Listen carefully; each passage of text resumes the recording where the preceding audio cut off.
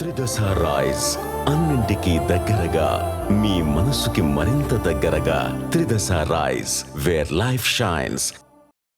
ఉమ్మడి కరీంనగర్ జిల్లాలో కాంగ్రెస్ పార్టీ గ్రామ స్థాయి నుంచి పార్టీ బలోపేతంపై దృష్టి పెట్టింది. ఓవైపు సీఎం రేవంత్ రెడ్డి సభ, మరోవైపు జిల్లా అధ్యక్షుల నియామకం, ఇవన్నీ ఈ కేటగిరీలోకి వస్తాయని అనిపిస్తోంది. మరి పార్టీ పరంగా, ప్రభుత్వ పరంగా తీసుకున్న ఈ నిర్ణయాలు ఎలాంటి ప్రభావం చూపిస్తున్నాయి?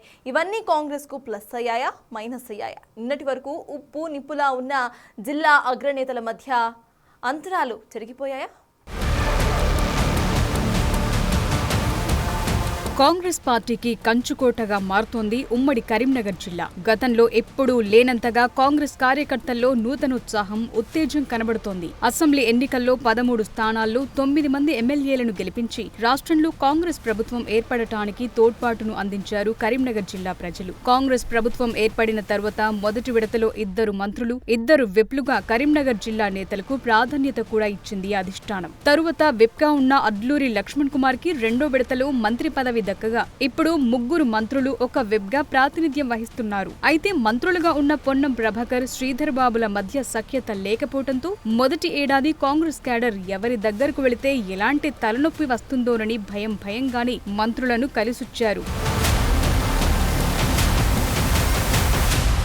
నామినేటెడ్ పదవుల్లో శ్రీధర్ బాబుది పైచేయి కావటంతో 2 మంత్రుల మధ్య పొసగటం లేదని టాక్ నడిచింది. పైకి 2 మంత్రులు బాగానే ఉన్నా గానీ వారిద్దరి మధ్య కోల్డ్ వార్ నడుస్తుందనే ప్రచారం ఉంది. అయితే 3వ మంత్రి లక్ష్మణ్ కుమార్ నియామకంలో కూడా శ్రీధర్ బాబు కీలక పాత్ర పోషించడంతో పాటుగా పరిపాలన విషయంలో శ్రీధర్ బాబు తన ఆధిపత్యం కనబర్చుతున్నారనే చర్చ ఉంది. దీంతో పాటు ఎమ్మెల్యే టికెట్ విషయంలో శ్రీధర్ బాబే కీలకంగా ఉండి తన మాట నెగ్గించుకోవటంతో ఒకానొక సమయంలో పొన్నం కాస్త గుర్రుగా ఉన్నారనే చర్చ జరిగింది. అయితే ఆ మధ్య మంత్రి అడ్లూరి విషయంలో మాట జారటంతో తెలంగాణ పాలిటిక్స్ లో పెద్ద దుమారమే రేగింది. తరువాత పొన్నం అడ్లూరిని టీపీసీసీ అధ్యక్షుడు మహేష్ కుమార్ పిలిచి ఇద్దరి మధ్య సయోధ్య కుదిర్చారు. ఇదంతా మర్చిపోయి 3 మంత్రులు, విప్ ఎమ్మెల్యేల మధ్య ఎలాంటి గ్యాప్లు లేకుండా జాగ్రత్తలు పడుతున్నారు.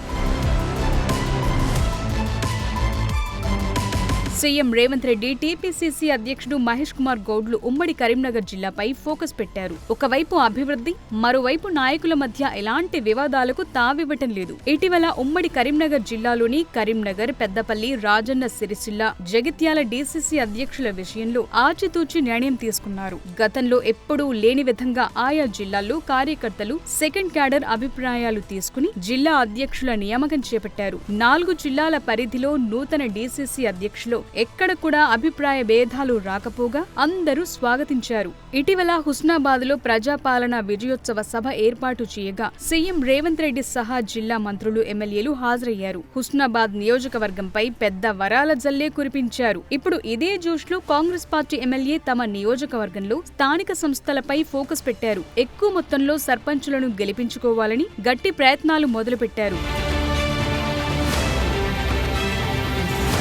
పంచాయతీ ఎన్నికల సమయంలో నిర్వహించిన సీఎం సభ విజయవంతం కావడంతో ఈ జోష్ మరింత పెరిగిందనే చెప్పాలి. రాష్ట్ర అభివృద్ధి కోసం రూపొందించిన ప్రణాళికల్లో భాగంగా రూరల్ అగ్రికల్చర్ రీజియన్ ఎకానమీ పరిధిలో భాగంగా హుస్నాబాద్ ప్రాంతంలో ప్రభుత్వ పాఠశాలల్లో మౌలిక వసతులతో ప్రత్యేక ప్యాకేజ్ నివ్వాలని కోరటం, పశు సంపద ఎక్కువగా ఉన్న ఈ ప్రాంతంలో పాడి పరిశ్రమలకు తోడ్పాటునివ్వాలనే వినతులకు సానుకూలంగా స్పందించడం ఇప్పుడు ప్లస్ అవుతుందనే చర్చ జరుగుతోంది. హుస్నాబాద్ చుట్టూరా రింగ్ రోడ్ నిర్మించాలని కోరారు మంత్రి పొన్నం ప్రభాకర్. ఈ హామీలను అమలు చేస్తామని వేదిక మీద సీఎం హామీ ఇచ్చారు. ఈ సభకు గ్రామాల నుంచి పెద్ద ఎత్తున జనాలు తరలి రావటం, ఇదే సమయంలో జిల్లా అభివృద్ధికి మరిన్ని నిధులిస్తానని సీఎం ప్రకటించడం అన్ని అనుకూలంగానే మారాయనే చర్చ జరుగుతోంది. సర్పంచులు ఎక్కువ సంఖ్యలో గెలిస్తే తరువాత జరిగే స్థానిక సంస్థల్లో ఎంపీటీసీ స్థానాలు, జెడ్పీటీసీ, ఎంపీపీ స్థానాలను కైవసం చేసుకోవచ్చనే ఆలోచన.